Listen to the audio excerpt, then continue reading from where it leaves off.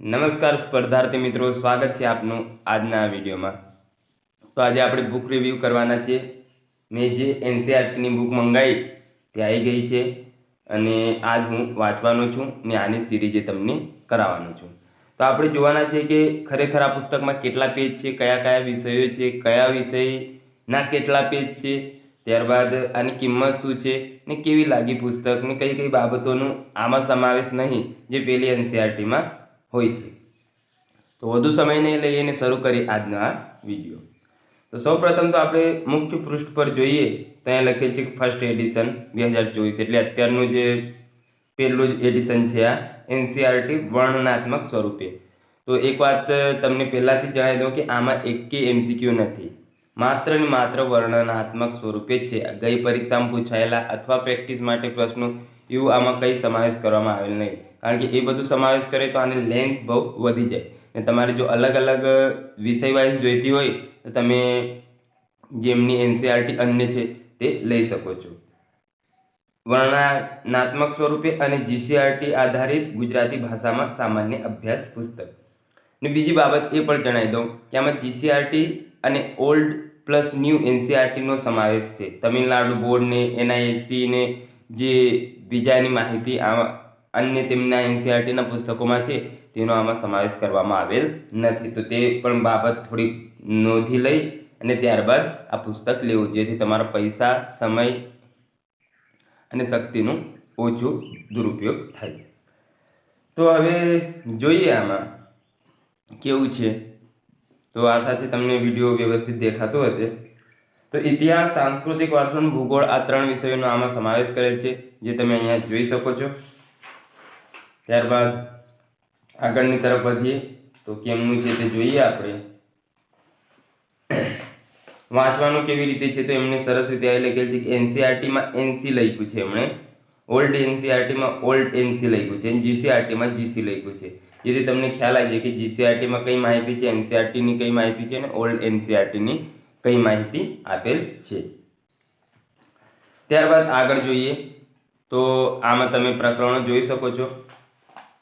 પ્રાચીન ઇતિહાસ, મધ્યકાલીન ઇતિહાસ, આધુનિક ભારતનો ઇતિહાસ, ત્યારબાદ ભારતનો સાંસ્કૃતિક વારસો। તો ઇતિહાસના લગભગ આમાં 37 જેટલા ચેપ્ટરો છે। ભારતના સાંસ્કૃતિક વારસાની વાત કરીએ તો એમાંય તમે જોઈ શકો છો કે 14 જેટલા ચેપ્ટરો છે। ત્યારબાદ આગળની તરફ જોઈએ તો ભૌતિક ભૂગોળ પણ આપેલ છે, જેમાં ભૌગોલિક વિષય તરીકે બ્રહ્માંડ, પૃથ્વીનો ઉદ્ભવ, અક્ષાંશ રેખાંશ, પૃથ્વી ગતિ, પૃથ્વીની આંતરિક સંરચના, ભૂકંપ અને જ્વાળામુખી, એ બધી બાબતોની ચર્ચા કરેલ છે। એટલે તમારે જે 11-12નું ભૂગોળ આવે છે તે મોસ્ટ ઓફ અહીંયા આવરાઈ જાય એવું આપણે કહી શકીએ। તો એના 15 ચેપ્ટરો છે અને અંતમાં ચોથો વિષય એટલે ભૂગોળનો જ એક ભાગ, તે ભારતની ભૂગોળ આપેલ છે। તેના કેટલા ચેપ્ટરો છે તમે અહીંયા જોઈ શકો છો, 11 જેટલા પ્રકરણો એના આપેલ છે। હવે આપણે જોઈએ કે ઇતિહાસ કેટલા પેજનો છે। તો ઇતિહાસ તમે મિત્રો અહીંયા જોઈ શકો છો કે 49 નંબરના પેજથી શરૂ થાય છે। ત્યારબાદ આ ચેપ્ટરો એમણે સરસ રીતે અહીં વર્ણન કરેલ છે કે કયા કયા પેજ પર કયા કયા મુદ્દાઓ લીધેલ છે તે। તો તમે જોઈ શકો છો આપણે 50 એપ્રોક્સિમેટ એવું લઈએ કે 50 પેજથી આપણે શરૂ કરીએ છીએ। તો ત્યાંથી આગળની તરફ વધીએ તો 313 ને અહીંયા શરૂ થાય 319, એટલે 320 આપણે એપ્રોક્સિમેટ ગણીએ તો 270 પેજ જેટલું આપણને અહીંયા ઇતિહાસ જોવા મળે છે। એટલે બહુ સારી રીતે કવર કરેલ છે એવું જ ગણી શકીએ આપણે। 270 પેજ એટલે મોસ્ટ ઓફ માહિતી એમણે કવર કરી લીધી છે, એટલે વાંધો આવે એવું નથી। ત્યારબાદ સાંસ્કૃતિક વારસાના પેજ જોઈએ તો 320થી અહીંયા શરૂ થાય છે।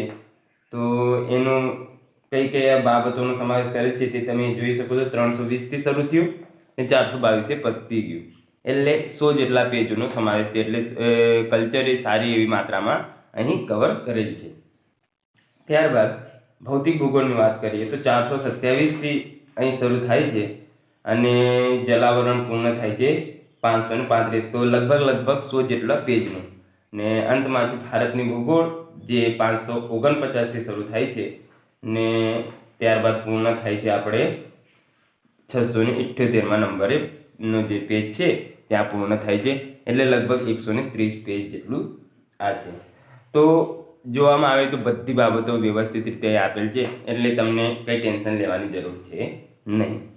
ને જો તમે જીસીઆરટી ના વાંચો એને આ ડાયરેક્ટ વાંચો અને પછી જીસીઆરટી વાંચો તોય વાંધો નહીં, કારણ કે જીસીઆરટીની મોસ્ટ ઓફ માહિતી એટલે 90 થી 95% માહિતી તો એમણે અહીંયા કવર કરી લીધી છે, એટલે કોઈ ટેન્શન લેવાની જરૂર નહીં.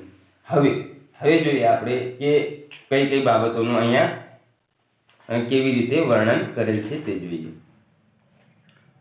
તો પ્રથમ તો એમણે પ્રાચીન ભારતનો ઇતિહાસ આપેલ છે, તો તે જોઈએ.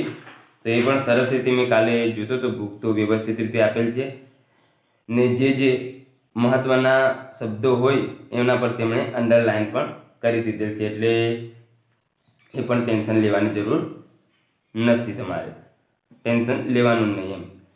તો આ પ્રાચીન ભારતનો ઇતિહાસ તમે જોઈ શકો છો.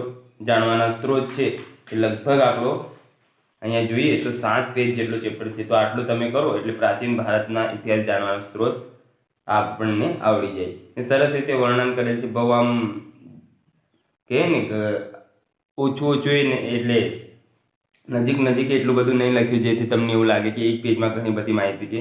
માહિતી સફિશિયન્ટ છે, આટલી માહિતી આપણને પૂરતી થઈ રહી એવી છે. હું તો આ જ કરવાનો છું. તમારે જે મિત્રોને આ લીધી હોય પુસ્તક તો સારું કહેવાય, અથવા બીજું કોઈ લીધી હોય તોય વાંધો નહીં, પણ આ તો એક ખાલી બુક રિવ્યૂ છે એટલે આપણે કહેવું પડે.